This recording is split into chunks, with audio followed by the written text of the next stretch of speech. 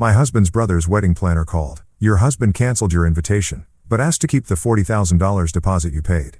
Excuse me? I asked, confused. Ma'am, you're not the bride. No, but I own the venue, the catering company, and the hotel chain they booked for guests. I'm calling to confirm the final details for the Henderson Walsh wedding, Mrs. Morrison.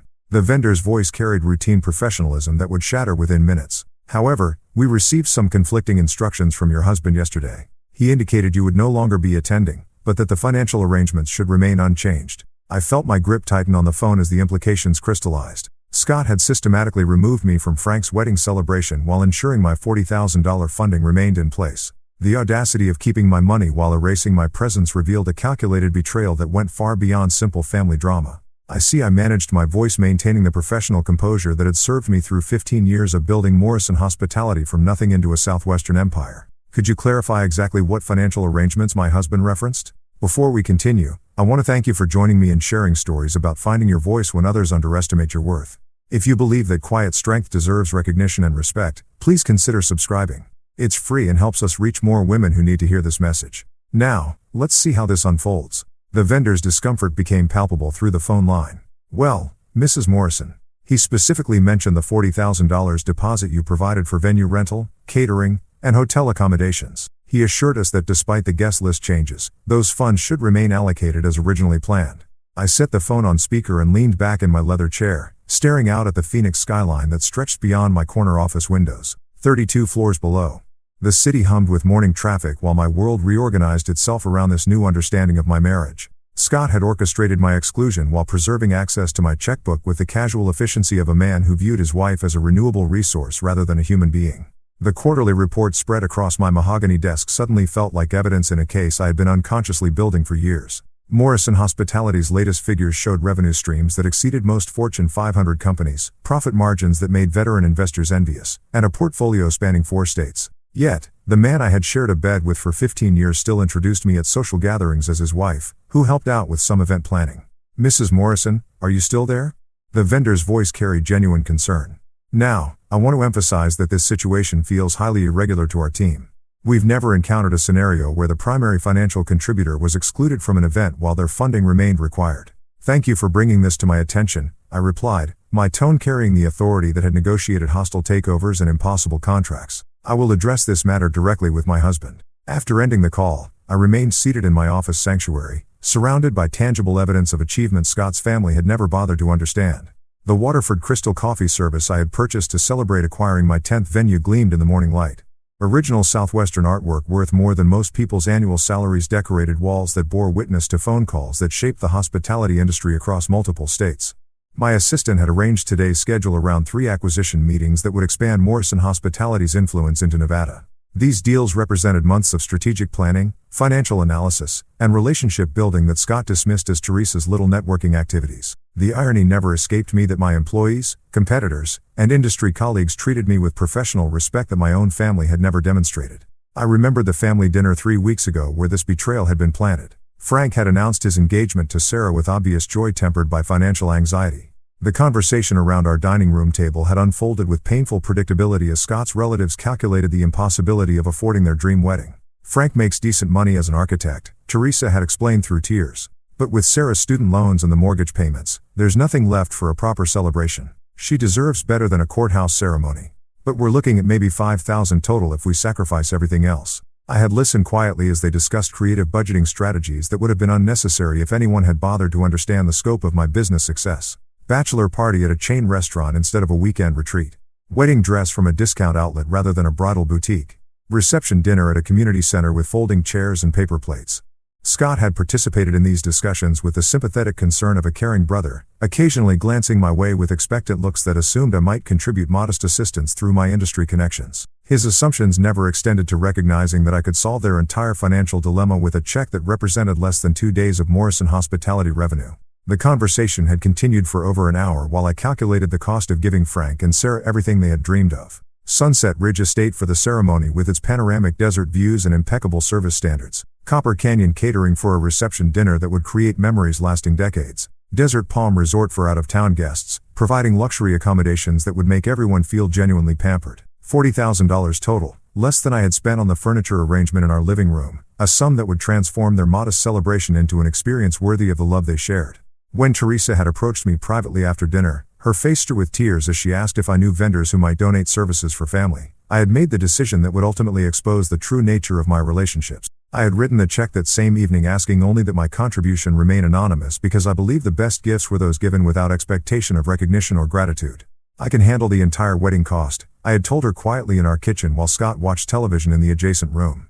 But I want this to stay between us. Frank and Sarah should enjoy their day without feeling indebted to family members. Teresa's relief had been overwhelming and genuine. She had embraced me with desperate gratitude, treating me like an answered prayer rather than recognizing the routine nature of this generosity for someone with my resources. Neither of us could have anticipated that this moment of family solidarity would eventually become the foundation for systematic betrayal. Now sitting in my office while processing Scott's casual disposal of our marriage vows, I understood that my anonymous generosity had created the perfect opportunity for exploitation. By keeping my contribution secret, I had enabled Scott to erase me from the celebration while preserving access to benefits I had provided. My desire to give without recognition had been transformed into a weapon for my own humiliation. The morning sun climbed higher beyond my windows, casting sharp shadows across financial reports that documented Morrison Hospitality's continued expansion into new markets. Within hours, my assistant would announce additional calls that would complete my understanding of how thoroughly my own family had betrayed the woman whose success funded their comfortable lifestyles. But for this moment, I sat quietly in the empire I had built, finally comprehending that real power whispers while insecurity shouts, and that I had been whispering far too long, while others shouted over achievements they could never match or even properly comprehend. My assistant's intercom buzzed again before I could fully process the vendor's revelation. "Mrs. Morrison, I have Diane from Desert Rose Wedding Planning holding online for she mentioned it was urgent regarding the Henderson Walsh event." The timing sent ice through my veins. 2 calls within 10 minutes about the same wedding could only mean catastrophe was unfolding in real time. I pressed the flashing button with fingers that had begun to tremble despite my efforts at professional control. Teresa Morrison speaking. "Mrs. Morrison, thank you for taking my call." Diane's voice carried the particular strain that wedding planners develop when navigating family disasters. "I find myself in an extremely delicate situation that requires your immediate attention. We received some rather conflicting instructions yesterday regarding your involvement in the Henderson Walsh celebration." The word involvement landed with surgical precision. Not attendance or participation, but involvement, as if my connection to Frank's wedding had become something problematic that required management rather than celebration. "What kind of conflicting instructions?" I asked, though part of me already understood where this conversation was heading. "Your husband contacted our office personally yesterday afternoon. He requested that we remove your name from all guest lists, seating charts, and formal announcements. However, he was very specific about maintaining all existing financial arrangements exactly as originally established." The professional euphemisms could not disguise the brutal clarity of what Scott had orchestrated. He had systematically erased me from his brother's wedding while ensuring my $40,000 funding remained untouched. The calculated nature of this betrayal made it infinitely more devastating than any impulsive act of anger could have been. He also provided alternative contact information for all future wedding communications. Diane continued, her discomfort growing more apparent with each word. "We were instructed to direct all vendor coordination through Teresa Morrison rather than yourself. Moving forward, Scott's sister-in-law would now serve as the primary contact for an event I had funded entirely."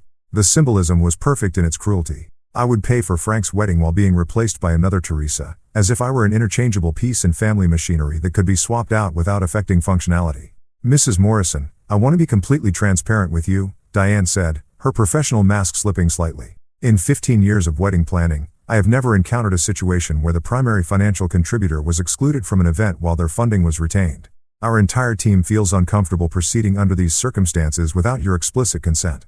Even strangers recognize the ethical bankruptcy of what my own husband had arranged." Wedding vendors understood boundaries that Scott apparently considered irrelevant when applied to his wife's dignity and financial resources. Before I could respond, my phone buzzed with an incoming text message. Scott's name appeared on the screen with a preview that made my stomach clench. I put Diane on hold and opened the message that would redefine my understanding of our marriage. "Stop being dramatic. You're not coming to Frank's wedding. We're keeping the money since you offered it as a gift. Let's discuss this when you've calmed down." The casual cruelty took my breath away. 15 years of marriage reduced to a text message that treated me like an inconvenient child whose tantrum required patient management. The dismissive tone revealed how Scott truly perceived me, not as his business-owning wife whose success funded our lifestyle, but as an emotional woman whose legitimate anger represented mere hysteria requiring correction. The phrase, "when you've calmed down," carried particular venom. Scott was preemptively dismissing any response I might have as irrational female emotion rather than justified outrage at calculated betrayal. He had orchestrated my humiliation while stealing my money, then framed my anticipated reaction as unreasonable drama that rational adults should ignore. "Mrs. Morrison, are you still there?" Diane's voice pulled me back to the phone call that had become secondary to the text message revelation. "Yes, I apologize. Please continue. I wanted to ask directly whether you consent to these arrangements. Our standard contracts include clauses protecting financial contributors from unauthorized changes to event coordination. And frankly, this situation appears to violate several industry ethical guidelines." The wedding planner's professional concern highlighted how completely Scott had misunderstood both my business acumen and my industry relationship. He had assumed he could manipulate vendors who answered ultimately to me, dismissing the possibility that his wife might command sufficient respect to expose his schemes. "Diane, I need to ask you something directly. Was this decision presented to you as coming from both my husband and myself, or did Scott indicate he was acting unilaterally?" The pause that followed confirmed my suspicions. Mr. Morrison presented this as a mutual family decision to avoid potential conflicts during the celebration. He assured us that you had agreed to maintain financial support while stepping back from active participation. Scott had lied to wedding vendors about my consent while simultaneously stealing my money and erasing my presence. The systematic nature of his deception revealed planning that extended far beyond impulsive anger or family pressure. This was calculated betrayal executed with the efficiency of a business transaction. However, Diane continued, he seemed unfamiliar with our standard procedures and asked several questions that suggested he was not fully informed about the scope of services your funding covers. That raised red flags for our team. My phone buzzed again with another message from Scott. Teresa called crying about vendor issues. "Fix this mess you created. Frank doesn't need his wedding ruined because you can't handle family decisions like an adult." The victim blaming reached new depths of manipulation. Scott was now positioning me as responsible for chaos created by his own betrayal while characterizing his theft and humiliation as family decisions that reasonable people should accept without complaint. His casual dismissal of vendor concerns as problems I had created revealed complete disconnection from the reality of what he had attempted. "Mrs. Morrison, I need to inform you that several other vendors have contacted our office with similar concerns about conflicting instructions," Diane said, her voice growing more strained. Copper Canyon Catering received a call requesting menu changes without consulting the financial contributor. Desert Palm Resort was instructed to modify guest accommodation arrangements while maintaining the same billing structure. The conspiracy extended far beyond Scott's initial betrayal. He had contacted every vendor associated with Frank's wedding, systematically erasing my involvement while preserving my financial obligations. The audacity of coordinating such extensive deception while characterizing my objections as drama revealed a level of manipulation I had never suspected him capable of achieving. "There's something else you should know," Diane continued hesitantly. "Mr. Morrison mentioned that these changes were necessary because of your tendency toward emotional instability during family events. He suggested that your presence might create uncomfortable situations for other guests. Scott had assassinated my character to justify my exclusion, painting me as an unstable woman whose emotional problems required family management. The man who had benefited from my business success for 15 years was now portraying me as mentally unfit to attend social gatherings, creating a narrative that positioned my exclusion as protective rather than punitive. My reflection in the office window showed a woman whose professional composure was beginning to fracture under the weight of systematic betrayal. My hands shook as I reviewed the wedding contract spread across my desk. My voice caught slightly when responding to Diane's questions, and my eyes carried a fragility that 15 years of successful business negotiations had never produced. The empire I had built as armor against the world's cruelties felt suddenly meaningless when the people I trusted most had casually decided I was disposable. All my professional achievements meant nothing if my own family could orchestrate my humiliation with such casual efficiency. For the first time in decades, I felt my carefully constructed professional identity beginning to crumble, leaving me exposed to emotions I had learned to manage through success and control.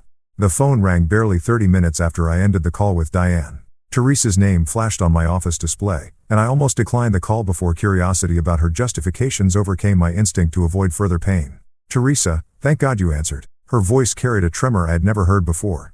Higher pitched and breathless, as if she had been running or crying. "I need to explain what happened. There's been a terrible misunderstanding." "Has there?" I kept my tone neutral, though my heart hammered against my ribs with the desperate hope that perhaps this nightmare had some reasonable explanation I had not considered. "Listen, we were trying to protect you. Scott explained how stressed you've been with work, how the family gatherings have been overwhelming lately. We thought if we handled the wedding details ourselves, you could just relax and enjoy the celebration without all the planning pressure." The explanation sounded rehearsed, each word carefully chosen to reframe betrayal as benevolence. Teresa spoke with the practiced fluency of someone who had spent considerable time crafting this narrative, probably with Scott's guidance and possibly other family members' input. "Teresa, I was uninvited from the wedding entirely. How does that qualify as protecting me from planning pressure?" "Well, that part got complicated." Her voice wavered slightly, the first crack in her prepared script. "There were some family dynamics at play that we thought might create tension. You know how these events can get emotional, and we wanted to keep everything focused on Frank and Sarah's happiness. The euphemisms continued to pile up like defensive barriers. Family dynamics replaced the truth of their coordinated exclusion. Emotional characterized my anticipated reaction to theft and humiliation as unreasonable female hysteria. Frank and Sarah's happiness positioned my presence as somehow threatening to the couple's joy rather than acknowledging that their celebration existed only because of my generosity. But we absolutely want you to know how grateful we are for your contribution. Teresa rushed on, sensing my silence's skepticism. That money is going to make their dream wedding possible and we'll never forget your generosity. The casual reference to keeping my $40,000 while excluding me from the celebration revealed the stunning audacity of their position. They genuinely believed they could steal my money, erase my presence, and maintain my gratitude through hollow expressions of appreciation. Teresa, whose idea was it to remove me from the guest list. Another pause longer this time. It was a family decision. We all talked it through and agreed that this approach would be best for everyone involved. They had held family meetings about my exclusion. Multiple conversations where Scott's relatives sat around discussing whether the woman funding their celebration deserved to attend it. The systematic nature of this betrayal cut deeper than any spontaneous cruelty could have achieved, including Frank. Frank wants whatever's best for family harmony. He's grateful for your support and doesn't want any conflicts to overshadow his special day. Frank's silence became a betrayal unto itself. Hours had passed since the wedding vendors contacted him about the chaos surrounding his celebration. Yet, he had not called to express concern, confusion, or gratitude. The man whose wedding I had funded completely now hid behind family spokespeople rather than addressing the situation directly. When Frank finally did call 20 minutes after Teresa's conversation ended, his tone carried the weary obligation of someone completing an unpleasant task rather than the genuine emotion of someone whose dreams had been made possible by family generosity. Teresa, I wanted to personally thank you for your incredible generosity with the wedding expenses. His words sounded formal, almost scripted. Your support means everything to Sarah and me, and we want you to know how much we appreciate your understanding about the guest list situation. My understanding, the phrase escaped before I could moderate my response. Frank, I found out about my exclusion from your wedding through vendor phone calls. What exactly am I supposed to understand? Well, the family thought it might be better to keep things smaller, more intimate. You know how these events can get complicated when there are too many personalities involved. Frank was using the same euphemistic language Teresa had employed, referring to my presence as a personality problem rather than acknowledging his family's calculated betrayal. The man I had considered a genuine friend was revealed as someone who lacked the courage to defend basic decency when family pressure mounted. Frank, I funded your entire wedding. Does that reality factor into your understanding of appropriate guest list decisions? His uncomfortable laughter revealed everything about his moral framework. Teresa, you offered that money as a gift. We're incredibly grateful, but gifts don't come with strings attached, right? The man whose architectural career was built on structural integrity could not recognize the ethical foundation supporting his own wedding celebration. He had transformed my anonymous generosity into an obligation-free windfall that absolved him of any responsibility toward the benefactor. Scott's arrival home that evening brought the final confirmation of how completely my family relationships had disintegrated. Instead of apologies or explanations, he entered our kitchen with the aggressive defensiveness of someone who believed his position was morally justified. I hope you're satisfied with the chaos you've created, he said, dropping his briefcase with unusual force and glaring at me with undisguised resentment. Teresa spent the afternoon crying because vendors are asking inappropriate questions about family decisions. The victim blaming reached breathtaking heights. Scott was positioning me as responsible for vendor confusion created by his own deceptive instructions while characterizing professional inquiries about irregular financial arrangements as inappropriate questions. You orchestrated my exclusion from Frank's wedding while keeping my money. Scott, the chaos was created by your betrayal, not my reaction to it. Betrayal? His voice rose with genuine indignation. I was trying to prevent family drama and protect Frank's special day. Your success has made you arrogant, Teresa. You think funding something gives you the right to control everything about it. The accusation revealed the deeper resentment that had probably festered throughout our marriage. Scott had watched my business achievements with growing bitterness, interpreting my success as arrogance rather than recognizing the dedication and intelligence that built Morrison Hospitality. This wedding exclusion was not about family harmony, but about diminishing a wife whose accomplishments threatened his ego. 15 years of supporting your career, funding our lifestyle, and accepting your family's dismissive treatment. And you think I'm the arrogant one? You see, this is exactly the kind of emotional reaction we were trying to avoid at the wedding. Frank doesn't need his celebration ruined by your need to be the center of attention. Scott was rewriting our marriage history in real time, transforming years of my quiet support and acceptance into attention-seeking behavior that justified his family's coordinated betrayal.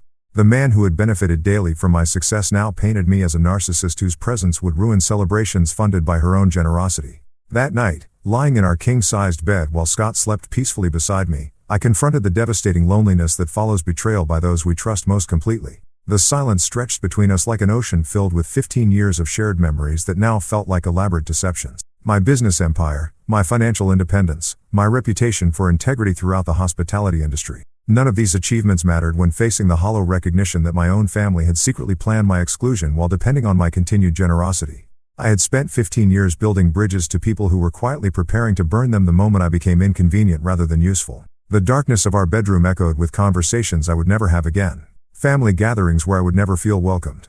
And the recognition that love I had believed unconditional was actually contingent on my continued invisibility and financial accessibility. Morning brought no relief from the emotional devastation of the previous night. I woke to find Scott already gone, having left earlier than usual without explanation or goodbye. The emptiness of our kitchen felt different now, charged with the knowledge that the man I had shared coffee with for 15 years viewed me as an obstacle to be managed rather than a partner to be respected. My phone showed 3 missed calls from Scott's mother, Margaret, along with a voicemail that carried the carefully modulated tone she reserved for family crises requiring diplomatic intervention. I poured coffee into my favorite mug, the one Scott had given me for our 5th anniversary, and prepared myself for what would undoubtedly be another exercise in family damage control. Teresa, darling, I hope you understand that family situations can become quite complicated. Margaret's recorded voice flowed with practiced smoothness. Scott mentioned there were some concerns about the wedding arrangements, and I wanted you to know that we all appreciate your generous contribution. Perhaps it would be best if we simply let bygones be bygones and focused on Frank's happiness. These sorts of misunderstandings tend to resolve themselves when everyone keeps the bigger picture in mind. The carefully chosen phrases revealed how thoroughly Scott had briefed his family about containing my reaction to their betrayal. Margaret spoke as if witnessing a minor disagreement between children rather than addressing the systematic theft and humiliation orchestrated by her son. Her suggestion to let bygones be bygones positioned my legitimate outrage as petty grievance-keeping that mature adults should abandon for the sake of family harmony. Scott's sister Jennifer called within the hour. Her approach slightly different but equally manipulative in its underlying assumption that my reaction was disproportionate to the offense committed. Teresa, I know family dynamics can be really challenging sometimes. Jennifer began with the patronizing sympathy she typically reserved for discussing difficult relatives. Scott explained that there were some tensions around the wedding planning, and honestly, these big events tend to bring out the worst in everyone. Maybe this is actually a blessing in disguise that lets you avoid all that wedding stress. The reframing continued with stunning audacity. Jennifer was characterizing my exclusion from Frank's wedding as a fortunate escape from unpleasant obligations rather than acknowledging the betrayal of trust and theft of money that had actually occurred. Her tone suggested that reasonable people would feel grateful for being spared the burden of attending celebrations they had funded. You know how emotional these occasions can get, especially when there are a lot of strong personalities involved, she continued, her voice carrying the subtle implication that I represented one of those problematic personalities requiring management. Frank and Sarah just want their day to be perfect, and sometimes that means making difficult choices about guest dynamics. Each family member who called employed variations of the same strategy. My exclusion became protection from stress. My financial contribution became a generous gift that should require no reciprocal consideration. My anger became emotional instability that threatened family celebrations. The sophistication of their coordinated response revealed extensive planning and consultation among Scott's relatives. The most disturbing call came from Sarah herself, Frank's fiancée, who demonstrated a level of calculated manipulation that suggested natural talent rather than coached behavior. Her voice carried precisely the right blend of innocence and gratitude to deflect responsibility while maintaining plausible deniability about her role in the conspiracy. Teresa, I wanted to personally thank you for being so understanding about the wedding arrangements. Sarah began with perfectly modulated warmth. I know these family events can get complicated, and your willingness to prioritize Frank's happiness over any personal concerns really shows what kind of person you are. The performance was flawless. Sarah managed to thank me for understanding decisions I had never consented to, while positioning my exclusion as evidence of my noble character, rather than acknowledging the betrayal that had actually occurred. She spoke as if I had voluntarily withdrawn from the celebration rather than being systematically erased by family conspiracy. Frank is so grateful for your generosity with the wedding expenses, she continued, her tone carrying just enough emotional weight to seem genuine without acknowledging the ethical implications of accepting money from someone they had excluded. He keeps saying how lucky we are to have family members who care more about our happiness than their own recognition. The subtle dig at my supposed need for recognition revealed how thoroughly Scott had briefed his future sister-in-law about my character flaws. Sarah was implying that my objection to theft and humiliation stemmed from wounded vanity rather than legitimate outrage at betrayal. She had transformed my anonymous generosity into evidence of attention-seeking behavior that justified their coordinated exclusion. In stark contrast to the family betrayal, my business relationships proved their worth through unwavering professionalism and loyalty. My assistant spent hours discreetly investigating the vendor connections, mapping the web of companies that ultimately traced back to Morrison Hospitality's various holdings. My legal team reviewed contract obligations with the thoroughness I had come to expect from professionals who understood their reputations depended on competent service. Most telling was the response from Marcus Chin, my closest business partner and the man who had helped structure some of Morrison Hospitality's most complex acquisitions. When I explained the situation during our regularly scheduled call, his reaction carried none of the diplomatic equivocation that characterized my family's responses. "Teresa, that's completely unacceptable behavior," Marcus said without hesitation. "I don't care what family dynamics were involved. You don't take someone's money and then exclude them from the event. That's fraud, plain and simple." His straightforward moral clarity highlighted the twisted ethical framework my family had adopted to justify their actions. The people I paid for professional services demonstrated more integrity and loyalty than blood relatives who had benefited from my generosity for years. "Have you considered that this might be strategic rather than merely cruel?" Marcus continued his business acumen, cutting through the emotional confusion that family betrayal creates. "Excluding you while keeping your funding sends a very specific message about your place in their hierarchy. You're valuable for resources but not worthy of inclusion in celebrations." His analysis illuminated what I had been struggling to understand. This was not random cruelty or impulsive family drama, but calculated degradation designed to establish permanent boundaries. They were teaching me that I could fund their happiness, but should never expect to share in it. The sophistication of their emotional manipulation revealed years of resentment and planning I had never recognized. The pattern became clearer as additional family members contacted me throughout the week. Each conversation followed the same script. My exclusion became protection. My funding became generous gifting that required no reciprocal consideration. My anger became emotional instability that reasonable people should ignore for the sake of family harmony. They had all known about the plan. Scott's parents, his siblings, even distant relatives who rarely involve themselves in family affairs had been consulted about my exclusion while my funding was preserved. The entire extended family had participated in deciding that I was expendable, that my contributions were welcome while my presence was problematic. The realization settled over me like cold water. I had spent 15 years believing I was building relationships with people who valued my presence in their lives. Instead, I had been cultivating dependencies among people who viewed me as a convenient resource to be managed and manipulated according to their needs. The network of deception extended far beyond Scott's impulsive betrayal. This was systematic exclusion coordinated by an entire family who had decided that my money was welcome while my company was not. The revelation of systematic family betrayal demanded a response that matched its calculated cruelty. I spent that evening in my home office, surrounded by 15 years of acquisition documents, corporate filings, and subsidiary records that told the story of Morrison Hospitality's expansion across the southwestern United States. My legal team worked remotely through the night, mapping connections I had never considered in their totality. What emerged from our investigation transformed my understanding of the power I had unconsciously accumulated. Desert Rose Wedding Planning operated under the umbrella of Southwest Event Solutions, which I had acquired 3 years earlier during their bankruptcy proceedings. Sunset Ridge Estate, the venue Frank and Sarah had selected for its breathtaking desert views, belonged to my hospitality division through a holding company that managed 12 similar properties. Copper Canyon Catering answered to Morrison Hospitality through a subsidiary structure so complex that even industry insiders rarely trace the ultimate ownership. Most significantly, Desert Palm Resort, where all 60 wedding guests had confirmed reservations, represented the crown jewel of my hotel portfolio, a property I had purchased and renovated into one of Phoenix's most sought-after luxury destinations. Every vendor, every service provider, every aspect of Frank's celebration connected directly to companies I controlled through strategic acquisitions that had seemed routine at the time, but now revealed themselves as instruments of unprecedented leverage. The family, who had dismissed my business as Teresa's little catering thing, had unknowingly constructed their entire wedding celebration on the foundation of my corporate empire.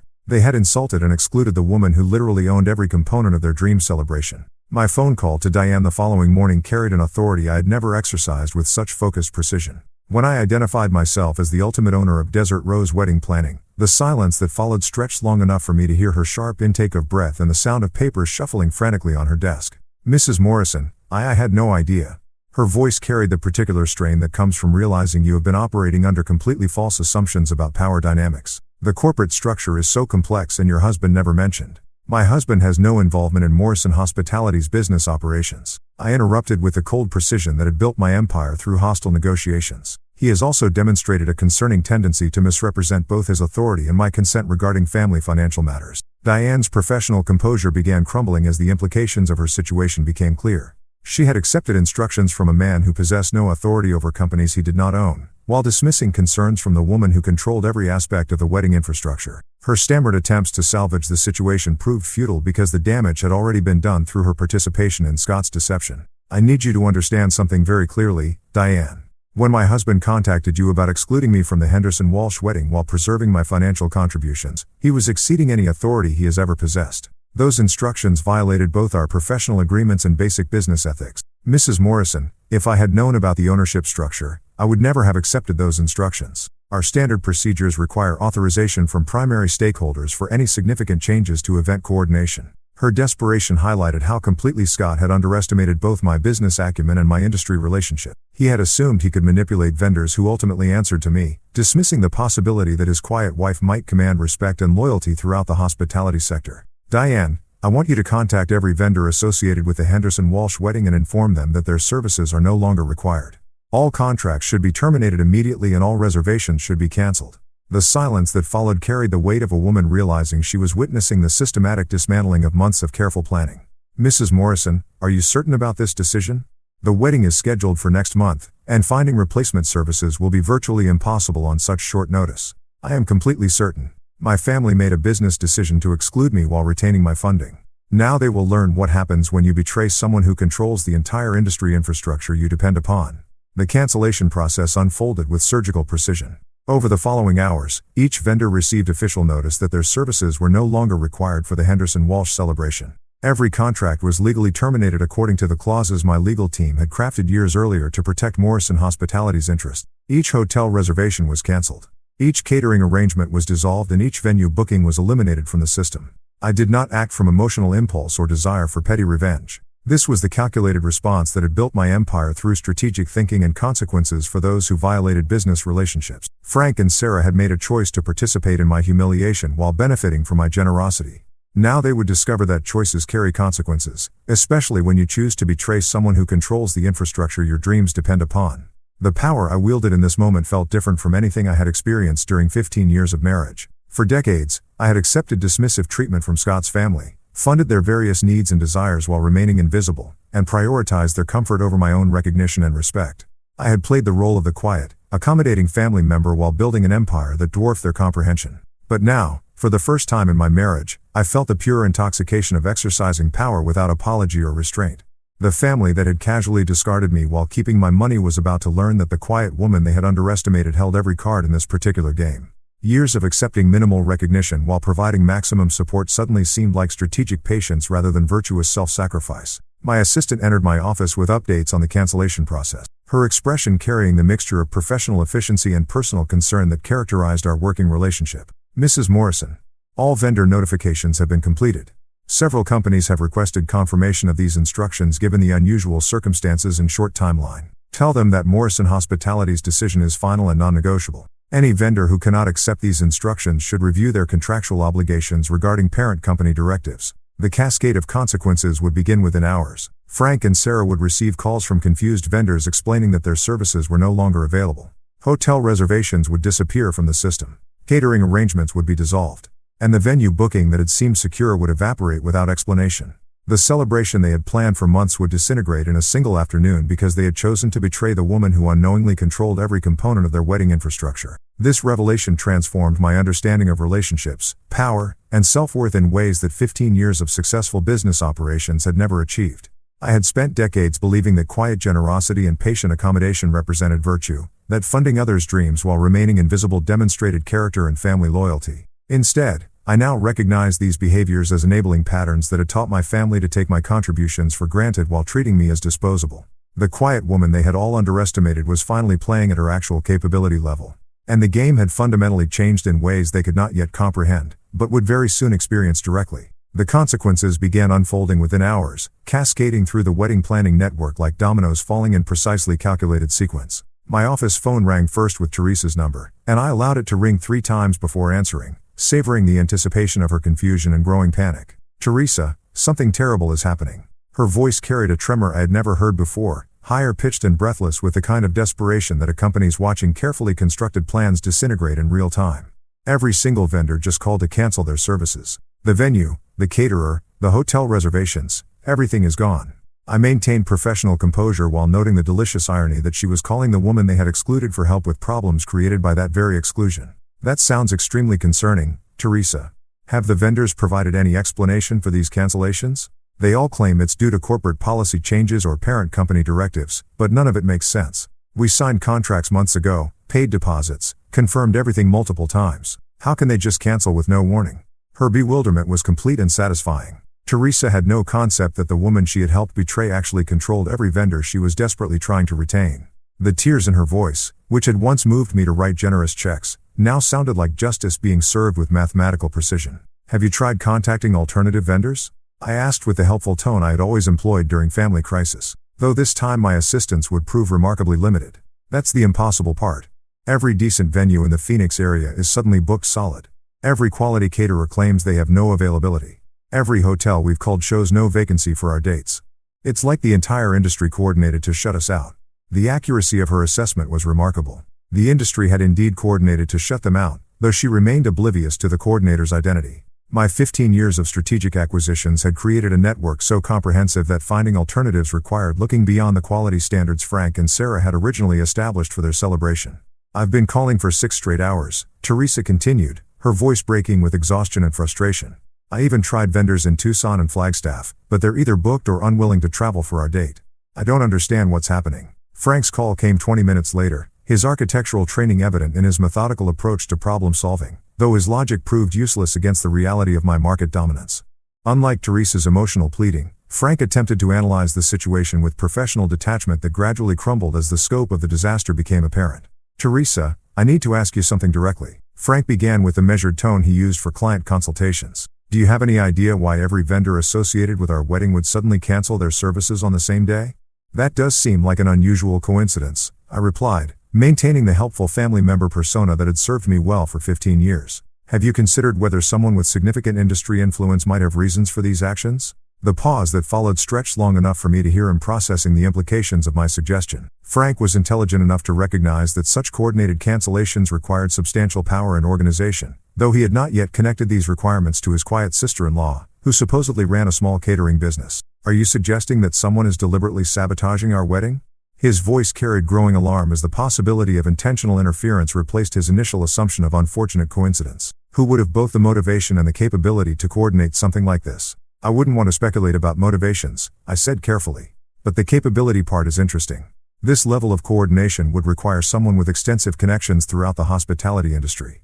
Someone whose influence extends across multiple vendor categories. Frank's silence suggested he was beginning to understand that his wedding had been targeted by someone with resources and reach far beyond typical family drama.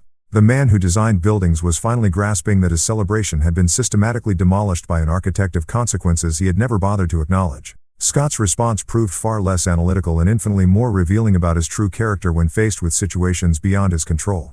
His calls began with the dismissive authority he had always employed when my business activities inconvenienced his family plans. But his tone shifted rapidly as he realized that his usual tactics would prove inadequate for this crisis. Teresa, you need to fix this mess immediately, Scott commanded during his first call, his voice carrying the entitled assumption that I would naturally prioritize solving problems created by his betrayal. Frank is in full panic mode, and Teresa hasn't stopped crying for hours. Whatever game you're playing needs to stop right now. The casual characterization of systematic consequences as games revealed how completely Scott misunderstood both the situation and my response to his orchestrated humiliation. He genuinely believed that his wife's reaction to theft and betrayal represented childish behavior that reasonable adults should ignore rather than recognizing it as the calculated exercise of legitimate power. I'm not playing any games, Scott. I'm simply allowing natural consequences to unfold when people make choices about betraying family members who have been generous with them. Natural consequences. His voice rose with genuine indignation. You're destroying Frank's wedding out of spite because your feelings got hurt. This is exactly the kind of emotional instability we were trying to avoid by keeping you away from the celebration. The victim blaming reached stunning heights as Scott transformed his theft and betrayal into evidence of my mental health problems. He had orchestrated my exclusion while stealing my money, then characterized my response as proof that his original decision was justified. The circular logic would have been impressive if it were not so morally bankrupt. Scott, you excluded me from a wedding I funded completely while keeping my $40,000. If you can explain how that represents reasonable family behavior, I'm willing to listen. You offered that money as a gift, Teresa. Gifts don't come with strings attached, and they don't give you the right to control other people's celebrations. Your success has made you think you can buy your way into situations where you're not wanted. The accusation revealed resentments that had probably festered throughout our marriage. Scott viewed my business achievements as arrogance rather than recognizing the dedication and intelligence that built Morrison Hospitality from nothing into a regional empire. This wedding crisis was not about family harmony, but about diminishing a wife whose success threatened his ego and challenged his assumptions about domestic power dynamics. Within 48 hours, word began spreading through Phoenix's hospitality community that Teresa Morrison was exercising the full scope of her considerable influence. Vendors who had treated me with routine professionalism suddenly understood they had been dealing with industry royalty, whose quiet demeanor had masked unprecedented market control. Competitors who had underestimated Morrison Hospitality began reassessing their market position and their relationship strategies with someone they had not realized was a major power broker. My assistant fielded calls from industry colleagues seeking to understand the implications of the Henderson-Walsh cancellations for their own business relationship. Hotel managers who had accepted routine booking requests now recognized they had been dealing with the owner of competing properties. Catering companies that had viewed Morrison Hospitality as another regional player suddenly understood they were operating in markets dominated by a competitor whose influence they had never recognized. The quiet woman who had preferred anonymous generosity was revealing the true scope of her empire. And the entire southwestern hospitality industry was taking notice of power they had never bothered to acknowledge or respect. My reputation was transforming from successful businesswoman to force of nature, and the recognition felt intoxicating after decades of accepting invisibility in both professional and personal relationships. The chaos surrounding Frank's wedding represented just the beginning of consequences that would reshape how everyone involved understood power, loyalty, and the cost of betraying someone whose influence extended far beyond their comprehension. The industry whispers reached their crescendo by the end of the week, creating the perfect atmosphere for what I had planned as the final act of this family drama. I scheduled the meeting for Monday morning at Morrison Hospitality headquarters, sending formal invitations to Scott, Frank, Sarah, Teresa, and both sets of parents through my assistant with the clinical precision of a corporate summons. The 32nd floor conference room had been chosen specifically for its intimidating atmosphere. Floor-to-ceiling windows offered panoramic views of downtown Phoenix, while walls displayed industry awards, acquisition certificates, and original artwork that collectively represented more wealth than my family's combined annual earnings. The conference table, crafted from a single piece of Arizona mesquite and surrounded by leather chairs that cost more than most people's monthly rent, served as the perfect stage for revelations that would reshape every relationship in the room. They arrived separately, but within minutes of each other, their faces carrying the shell-shocked expressions of people whose understanding of reality had been fundamentally altered over the preceding week. Scott entered first, his usual confident bearing replaced by the uncertain posture of a man who had discovered that his quiet wife controlled forces beyond his comprehension. His pale complexion and the slight tremor in his hands revealed how thoroughly the recent revelations had shaken his assumptions about domestic power dynamics. Frank and Sarah followed, both wearing the careful neutrality of people attempting to navigate a crisis they still did not fully understand. Frank's architectural training was evident in how he studied the conference room, taking note of details that spoke to wealth and influence he had never associated with his sister-in-law. Sarah maintained the composed facade she had perfected over recent days, though her wide eyes betrayed growing recognition that she was entering the domain of someone whose power extended far beyond family relationship. Teresa entered last with both sets of parents, her face showing the exhaustion of someone who had spent days frantically attempting to rebuild a celebration that had disintegrated overnight. The woman who had participated in my betrayal now confronted the reality that her search for alternative vendors had been futile because the woman she had helped exclude controlled the infrastructure she desperately needed. I had positioned myself at the head of the conference table wearing a navy Armani suit and the confidence that comes from holding every card in a game where the other players were still learning the rules. The morning light streaming through the windows created dramatic shadows across the room while highlighting the awards and recognition that documented Morrison Hospitality's rise to regional dominance. Thank you all for coming. I began with a professional tone I reserved for high-stakes negotiations. I believe we have several important matters to discuss regarding recent events and their implications for our family relationships. The silence that followed was profound and satisfying. These were the same people who had talked over me at dinner tables for years, dismissing my business opinions while celebrating achievements that palled beside my own accomplishments. Now they sat in my conference room surrounded by tangible evidence of influence they had never bothered to acknowledge. Finally understanding that the quiet family member held absolute power over their immediate situation, Frank broke the family's coordinated defense with words that surprised me in their directness and apparent sincerity. He stood slowly, looked me directly in the eye, and spoke with a steady voice I remembered from our better family moments before this crisis had revealed everyone's true character. Teresa, I want to apologize not just for myself, but for all of us. What we did was completely inexcusable. His acknowledgement carried genuine remorse rather than the strategic contrition I had expected from someone whose wedding had been systematically dismantled. I should have questioned the decision to exclude you while keeping your financial contribution. I should have recognized that no family harmony could justify treating you with such disrespect. His willingness to accept responsibility while Scott continued maintaining defensive silence revealed character that had been hidden beneath family loyalty and social pressure. Frank's moral courage in this moment planted the first seed of possible redemption, though forgiveness remained a distant consideration rather than an immediate possibility. "Frank, your apology is noted," I replied with careful neutrality. However, apologies do not address the systematic nature of what occurred or the coordinated deception that multiple family members participated in creating. Scott finally found his voice, though his words carried the desperate edge of someone whose worldview was crumbling under the weight of evidence and consequences. "Teresa, you have to understand that we were trying to prevent family drama. The exclusion was never meant as an insult. It was meant to protect everyone from uncomfortable situations. Protect everyone from uncomfortable situations by stealing my money and orchestrating my humiliation," I asked with the calm precision that had served me through countless business confrontations. "Scott, please explain how theft and betrayal qualify as protective measures." His attempts to minimize the betrayal and rationalize the exclusion became increasingly desperate as he realized that his usual tactics of dismissal and condescension would prove inadequate in this environment. When he finally grasped that his wife controlled not just their personal finances but an entire regional industry, his defensive anger transformed into bargaining that revealed the depth of his dependence on systems he had never bothered to understand. "You're right that the execution was flawed," Scott admitted with visible reluctance, "but the intentions were good.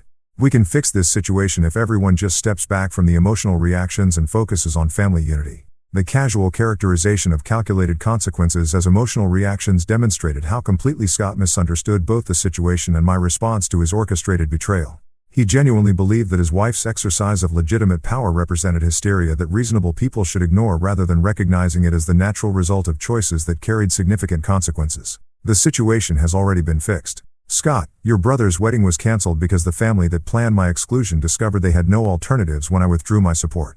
The emotional reactions you reference are the natural response to learning that actions carry consequences." I stood and walked to the windows overlooking downtown Phoenix, allowing the silence to emphasize the authority that my position and environment represented.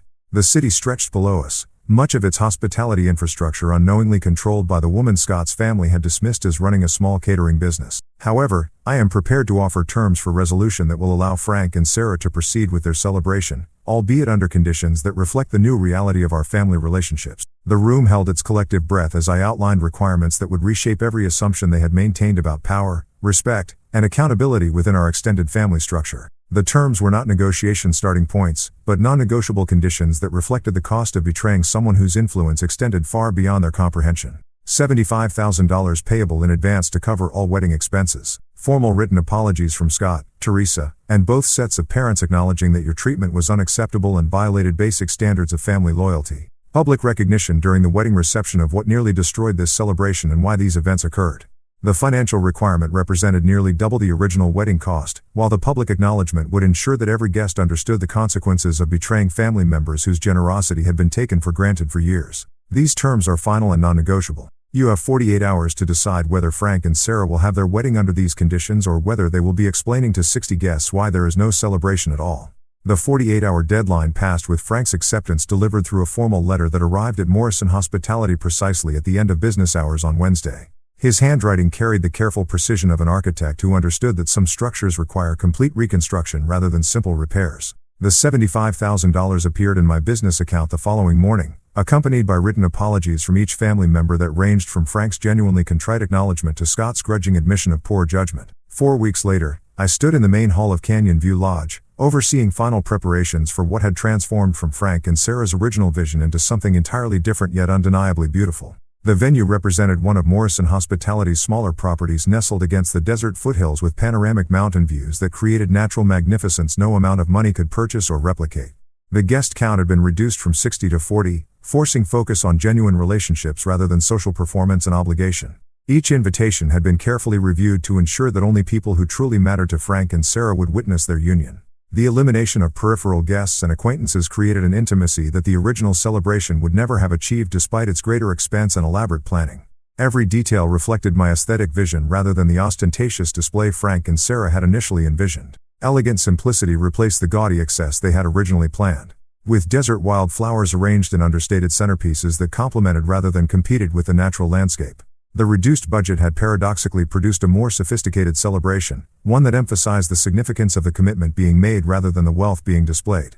My assistant approached with the final vendor confirmations, each document bearing the signatures of service providers who now understood they were working directly for Morrison Hospitality rather than through intermediary planners. The shift in their demeanor had been remarkable to observe. Vendors who had treated me with routine professionalism now provided the difference typically reserved for industry leaders whose influence could make or destroy regional businesses. Mrs. Morrison, the catering team has confirmed all final menu adjustments, and the photographer understands that you will be reviewing all images before release. My assistant reported with the efficiency I had come to expect from staff who recognized they worked for someone whose power extended far beyond what most clients could wield. The transformation in how Phoenix's hospitality community regarded me had been profound and gratifying. Word had spread throughout the industry about the quiet mogul who had nearly candled a family wedding over betrayal.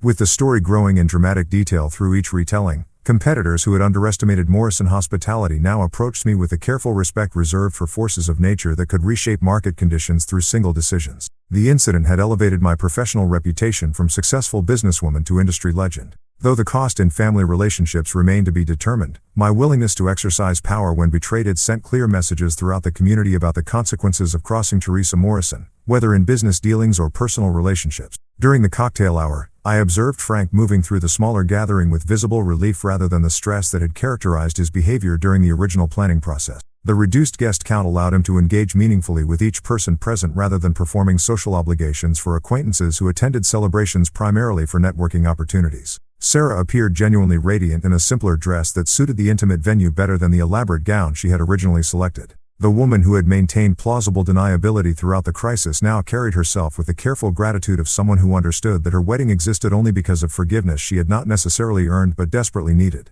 When Frank stood to address the gathering during dinner, his words carried weight that transcended typical wedding reception speeches. The man who had found moral courage to acknowledge wrongdoing continued demonstrating character growth that distinguished him from family members who remained focused on minimizing their accountability. Before Sarah and I exchange our vows, I want to acknowledge someone whose generosity and forgiveness made this celebration possible despite our family's serious failures. Frank began, his voice carrying across the intimate gathering with genuine emotion rather than performed gratitude.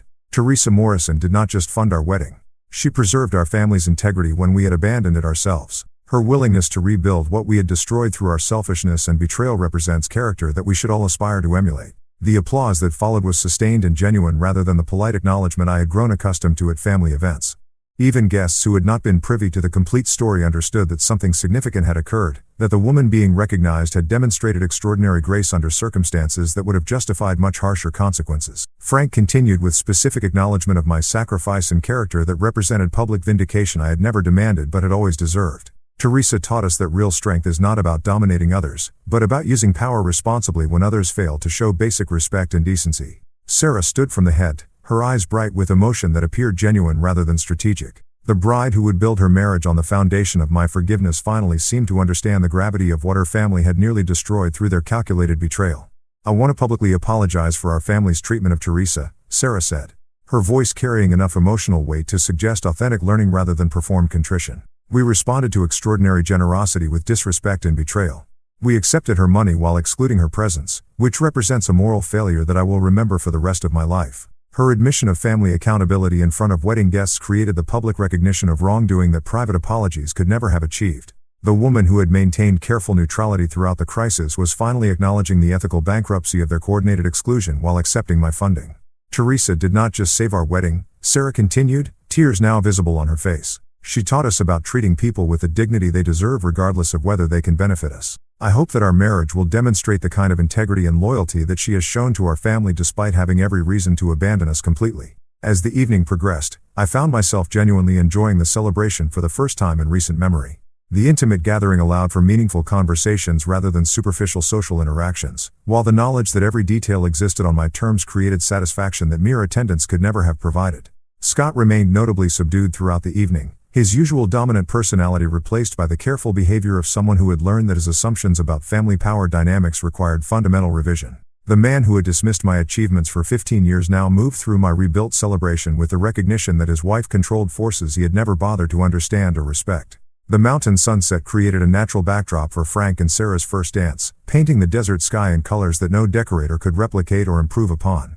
The celebration was beautiful, elegant, and meaningful in ways that their original plans would never have achieved. Despite costing nearly double and requiring public acknowledgement of family failures that would be remembered long after the dancing ended. The sun was barely visible through our kitchen windows when Scott appeared the next morning, carrying an expensive bouquet of white roses and wearing the haggarded expression of a man who had spent the night rehearsing apologies. His formal attire from the wedding still wrinkled from what appeared to be a sleepless night, and his eyes carried the particular exhaustion that comes from finally understanding the magnitude of consequences you had not anticipated. "Teresa, we need to talk about us, about what comes next." His voice carried the careful modulation of someone who had practiced these words repeatedly, though the underlying desperation remained impossible to disguise. "I know I made serious mistakes, but we have been together for 15 years. That history has to count for something in how we move forward from this situation."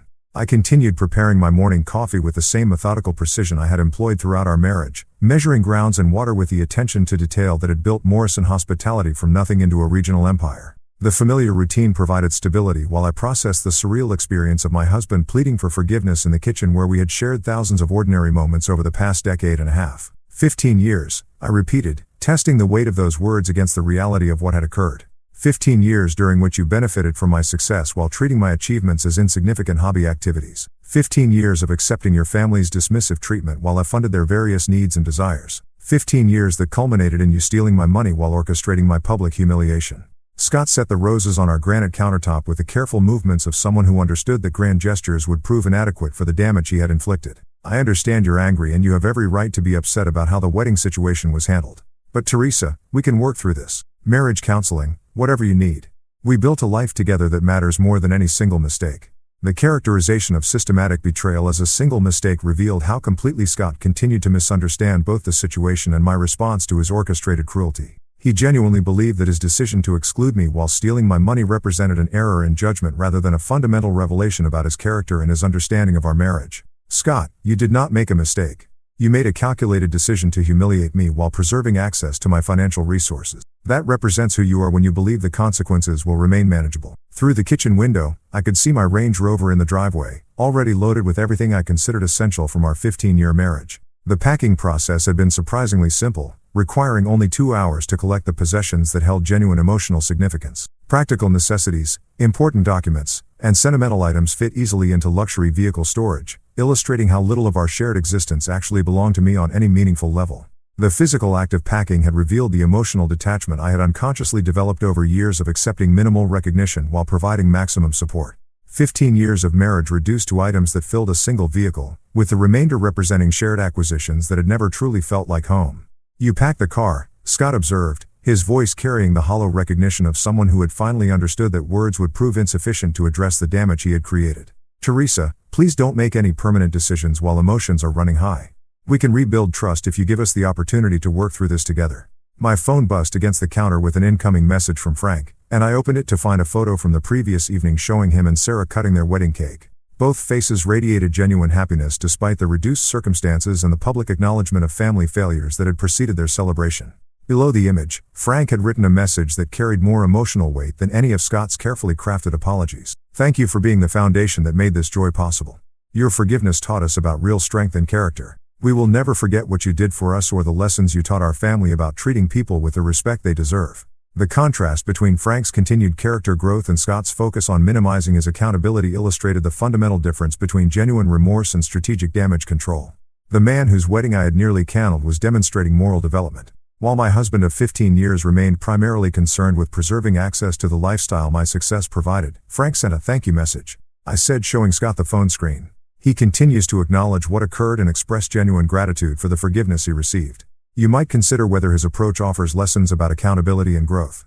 Scott glanced at the message with visible irritation. Frank's situation was different. He was not responsible for the family decisions about guest arrangements. I was trying to prevent drama and protect everyone from uncomfortable situations that would have ruined his special day.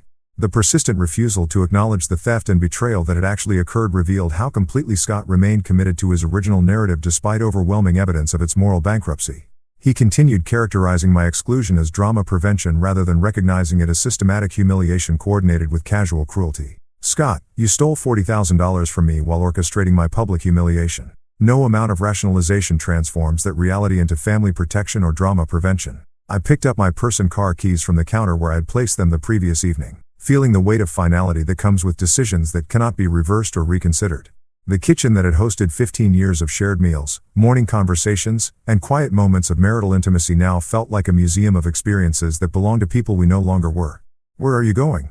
Scott asked, though his tone suggested he already understood that his window for salvaging our marriage had closed while he continued making excuses rather than accepting responsibility. "Away from you, away from your family, away from relationships where my contributions are valued while my presence is considered problematic." I moved toward the door that led to the garage where my packed Range Rover waited to carry me toward a future that did not include people who confuse generosity with weakness. "Tessa, please do not do anything irreversible while you are still processing what happened. We can work through this if you give our marriage the chance it deserves after 15 years together." Behind me, Scott's voice carried the desperation of someone who had finally comprehended what he was losing, though his pleas remained focused on his own losses rather than the damage he had inflicted through his betrayal. His calls of my name echoed through the kitchen with increasing urgency as he realized that words alone would prove insufficient to repair trust that had been systematically destroyed through calculated deception. But I did not look back because I had spent 15 years looking back, making excuses for behavior that should have been unacceptable, accepting minimal recognition from people who should have celebrated my contributions to their lives. The garage door opened with mechanical precision, revealing morning sunlight that illuminated the path toward a future where my worth would not be determined by people who claimed to love me while treating me as disposable. The finality of that moment represented not just the end of a marriage, but the conclusion of a chapter where I had accepted being undervalued by people who should have treasured what I brought to their relationships. The Range Rover's engine hummed to life as I backed out of the driveway that had framed 15 years of shared domestic routines, leaving behind Scott's silhouette in the kitchen window and the weight of expectations that had defined my marriage since its beginning. The Phoenix morning stretched before me with possibilities I had not allowed myself to consider during decades of prioritizing family harmony over personal fulfillment. 3 months later, Morrison Hospitality occupied a new headquarters building in Scottsdale, its glass facade reflecting desert sunlight while housing the expanded operations that had followed my emergence as a recognized industry force. The wedding drama had transformed my professional reputation in ways that traditional marketing campaigns could never have achieved, attracting clients who wanted to associate with someone whose influence extended beyond typical business relationships. The story had evolved through countless retellings throughout the southwestern hospitality community, becoming industry legend about the quiet mogul who had nearly candled a family wedding over betrayal. Each version emphasized different details, but the central narrative remained consistent. Teresa Morrison commanded resources and wielded influence that most industry professionals had never recognized, and her willingness to exercise that power when betrayed sent clear signals about the consequences of crossing someone whose quiet demeanor masked unprecedented capabilities. New clients approached Morrison Hospitality not merely for event planning services, but for association with someone who had demonstrated that respect and loyalty were non-negotiable requirements rather than suggestions. Corporate executives who had built their careers on power dynamics understood the significance of what had occurred, recognizing that my systematic dismantling and reconstruction of Frank's wedding represented strategic thinking that translated directly into business acumen they wanted supporting their own important events. My assistant entered my new corner office with the afternoon's correspondence, including another message from Frank that demonstrated the continued character growth he had maintained since his wedding day.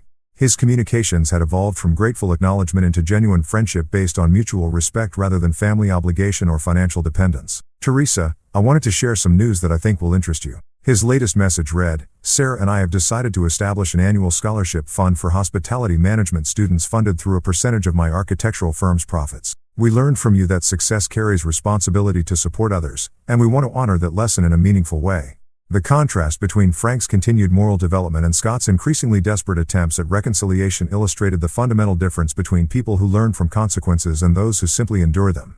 While Frank transformed his experience into positive action that would benefit future generations, Scott remained focused on minimizing his accountability while seeking restoration of privileges he had forfeited through betrayal. My divorce attorney had reported Scott's latest settlement proposal that morning, another in a series of increasingly generous offers that revealed his growing understanding of what he had lost through his calculated cruelty. The man who had dismissed my achievements for 15 years now offered to accept minimal financial support in exchange for preserving some connection to the lifestyle my success had provided. Living alone in my new Scottsdale residence had initially challenged assumptions I had maintained about solitude and companionship throughout my adult life. The silence I had feared would feel overwhelming instead provided space for reflection and decision-making that had been impossible during years of accommodating other people's needs and expectations. My homes, my businesses, and my relationships now reflected standards I established rather than compromises I accepted to maintain family harmony. The peace that came from being surrounded by people who could not casually dismiss or betray me proved more satisfying than the companionship I had shared with individuals who treated my contributions as entitlements rather than gifts. 15 years of accepting minimal recognition while providing maximum support had ended, replaced by solitude that honored my worth rather than diminishing it through constant accommodation of people who confused generosity with weakness. Evening brought another ritual I had developed since leaving Scott. reviewing Morrison Hospitality's expanding portfolio while enjoying wine from my private collection in the quiet of my home office. The numbers continued reflecting growth that exceeded projections, driven partly by the enhanced reputation that Family Drama had inadvertently created throughout the industry. The intercom announced a call from Marcus Chin, my business partner, who had become one of the few people whose counsel I sought on matters extending beyond professional concerns. His perspective on the wedding situation had proved invaluable during weeks when family emotions threatened to cloud business judgment. Teresa, I wanted to update you on something interesting. Marcus began with the enthusiasm he reserved for particularly satisfying business developments. 3 of our major competitors have approached me about potential partnerships or acquisitions. Apparently, your demonstration of market control during the wedding situation has made them reconsider their strategic positions relative to Morrison Hospitality. The competitive landscape had shifted in response to revelations about my actual market share and willingness to exercise that influence when circumstances warranted decisive action. Companies that had previously viewed Morrison Hospitality as another regional player now understood they were operating in markets dominated by someone whose quiet approach had masked unprecedented consolidation of industry resources. More significantly, Marcus continued, 2 major hotel chains have contacted us about management contracts for their southwestern properties. They specifically mentioned wanting to work with someone who demonstrates the kind of strategic thinking and decisive leadership you showed during your family crisis. The transformation from successful businesswoman to industry legend continued generating opportunities that validated decisions I had made during the most difficult period of my personal life. The family drama that had nearly destroyed relationships had instead strengthened my professional position in ways that traditional business strategies could never have accomplished. As months passed, the story of Frank and Sarah's wedding became family folklore. Though different listeners extracted different lessons from the experience. Some family members learned about the dangers of underestimating quiet strength and the importance of treating people with respect regardless of their position in social hierarchy. Others discovered that actions carry consequences even when those consequences are delayed by years of patient accommodation. A few relatives recognized that my transformation from invisible family financial resource to recognized matriarch represented justice rather than revenge. The natural result of people finally seeing clearly what had always been true about power dynamics they had chosen to ignore or misunderstand.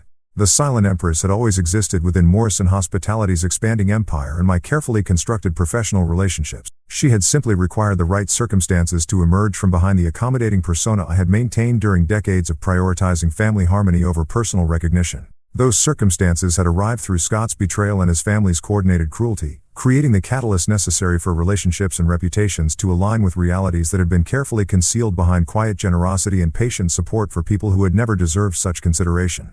The desert sunset painted my office windows with colors that money could not purchase, while illuminating a future that finally reflected my actual capabilities rather than others' limited expectations of what the quiet woman could achieve when she stopped accepting less than she deserved.